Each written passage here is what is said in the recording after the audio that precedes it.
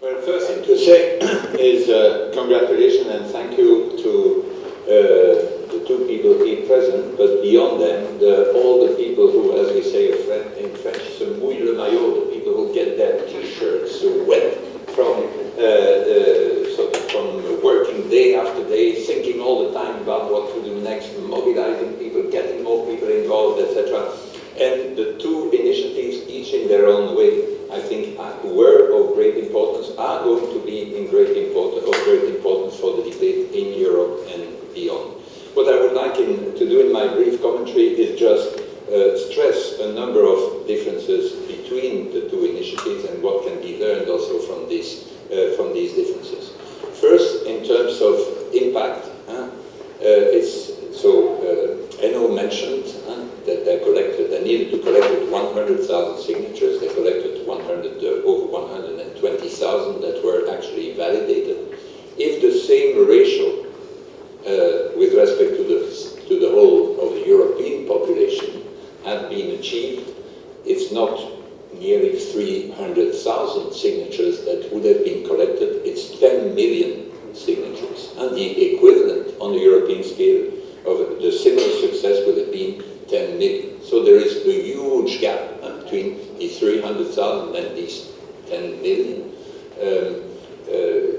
And that indicates the degree of success of the Swiss initiative. Why? Why is there this difference? Well, there are 5 reasons. The first reason is that in the case of the Swiss initiative, it were 18 months, and in the European initiatives, 12 months. You saw the curve which Stanislas showed, and so you had this sudden push at the end. To me, still a bit suspicious. I believe that Guy has great charisma, but that the trade union, the Bulgarian trade union, got so many thousand people to sign in just a few days, relative to what I think that the Belgian trade union leaders could get from their membership in so few days.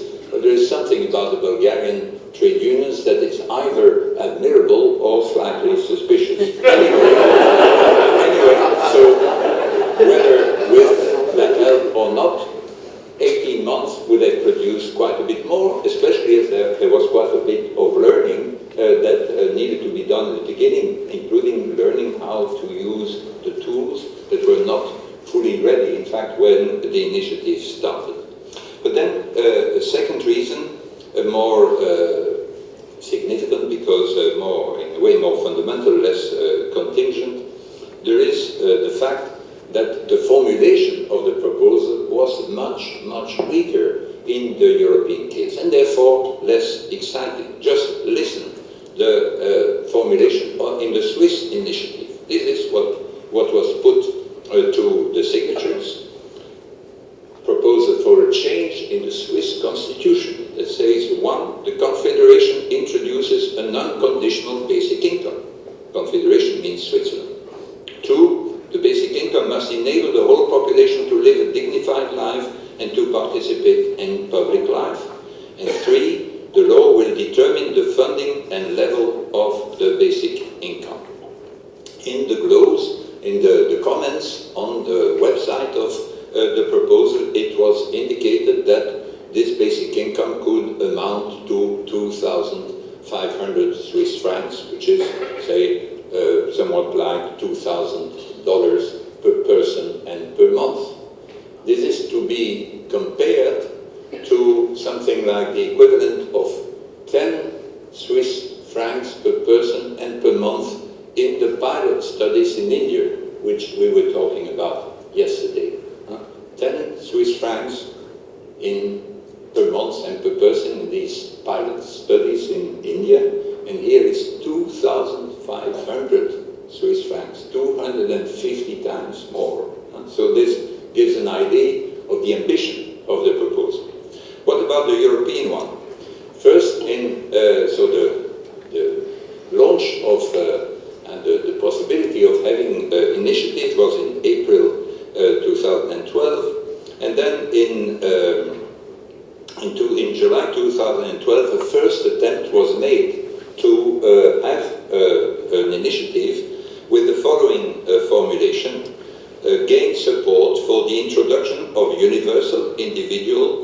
unconditional basic income to ensure a life in dignity and participation in society within all member states of the EU. European Commission said, no, sorry, this is not within our competences. To try again, and so the conditions were not only were that the proposal must not be, that's the conditions for being acceptable, must not be manifestly abusive, frivolous, or vexatious. But that's not the ground on which it was refused, but rather that it was not within the legislative competences of the European Commission. So a second attempt was made, and that was then the text which Stanislas showed earlier, where you had then the following formulation, asking the Commission to encourage cooperation between the member states, aiming to explore the universal basic income as a tool to improve their respective social security systems. Far less sexy than the Swiss proposal, and of course it's less easy to mobilize people around this invitation to the Commission to invite the member states to do studies in order to, and in a way the reason why it has to be so is related to the desire to have democracy in Europe, because many Europeans say, please let us decide on the national state what we want to do in terms of social policies, and let's not these Brussels guys meddle with what we are doing. In fact, the reason why the Swiss are keeping out of the European Union is precisely that. I mean, it's fundamentally the same reason as the reason that on grounds of so-called subsidiarity we say European institutions shouldn't meddle with it. So that's the second reason, a far weaker formulation in the European case. A third reason, equally important, is what are the consequences if you get these signatures, the 1 million signatures in the European case. Do you get then a change in the treaties or anything like that, the equivalent of a change in the Swiss constitution? Also changing. And not, but I return to that. In the case of the Swiss proposal, what you get with the 100 signatures is then the obligation on the part of the federal government, so-called federal council, the federal government, and the federal assembly to organize within 2 or 3 years a national referendum, which, if successful, if there is a majority of the people and a majority of the cantons who approve it, then it will be a change in the constitution. In the European case, all you get is then the obligation on the part of the Commission to write a nice letter indicating how they react to your proposal, and you are entitled to a hearing in the European Parliament.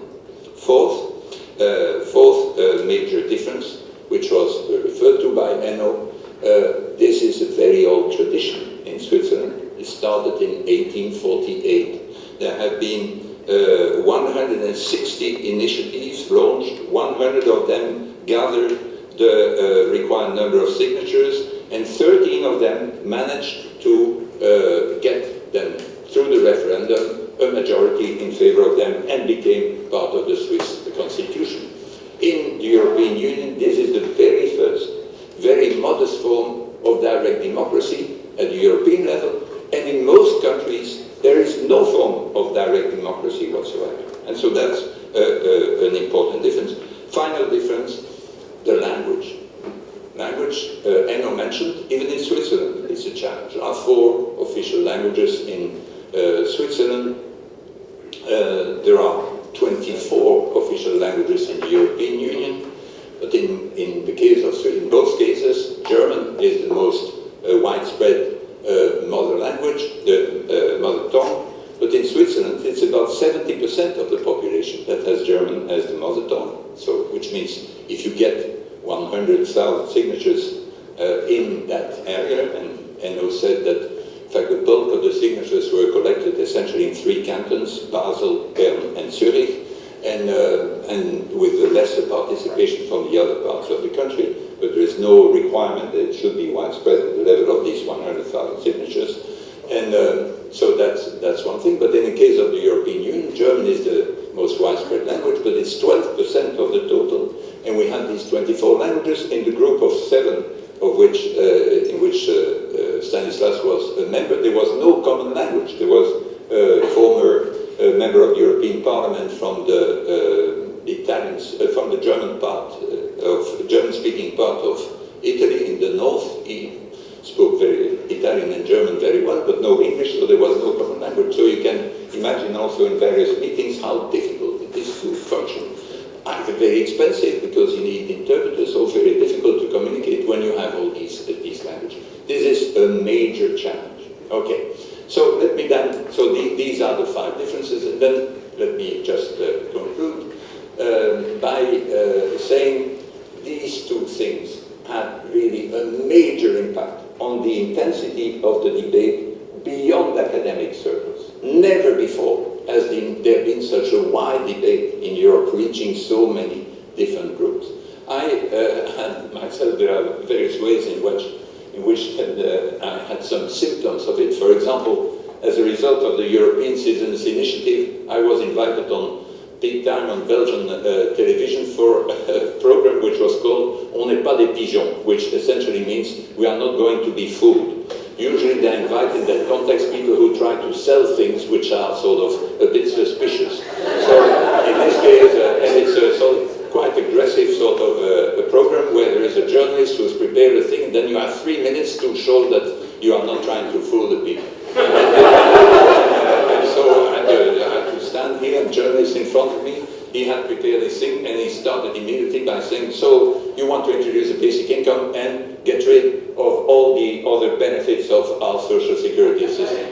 So I said, no, it's just a floor and all the rest. And so it was so destabilized that we didn't know what we should say next in order to show that I was trying to fool the people. But then the other case of Swiss initiative, and I think that's very correct what Enno said, I had the following, one of the impacts it had was the following. I get an email just 3 weeks ago, or a month ago, from Princeton University Press, which says, well, we realize that the idea of basic income is spreading widely. Even Rolling Stones magazine is giving it. Personally, I must say I had never heard of that magazine, but clearly it had a sort of magazine that deeply impresses Princeton University Press, and so they asked me whether they thought it was high time to publish a book which they wanted me to write, introducing the idea of a basic income. And that was because of the Swiss thing, because they say these hard-working Swiss people are considering introducing this basic income, which will be given even to the lazy. So it's high time that we do thinking about it. So finally, so my final comment is really on 2 things which were stressed just in the presentations we just heard. One is this incredible new power which is given to us by the internet. And is Almaz is somewhere in the room? Yeah, Almaz's husband, Clay Shirky, has written this marvelous book called Here Comes Everyone, How to Organize Without Organizations, or something like that, which indicates how widely spread sets of people, or very poor sets of people, can get organized thanks to the internet.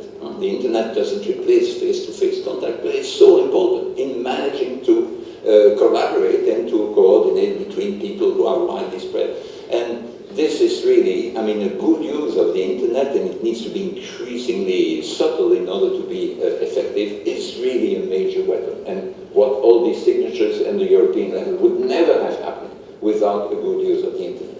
But the other thing that was stressed by Enno is the importance of visuals, of having something visible to show. It can be a film, and how a well-made film can make a difference, even on topics that sometimes are a bit complicated, but need to be simplified, and how symbols, unlike this image, this film, can make a difference. And so a good use of these 2 tools really can make a significant difference in sort of as part of this essential collaboration, which I believe this network is an example of, between activists and people who can imagine what can be done, than academics who have to think critically about how to about a desirable future in a multidisciplinary way, and then finally system where we can move forward. But I reiterate my thanks, congratulations, admiration for what has been achieved so far and what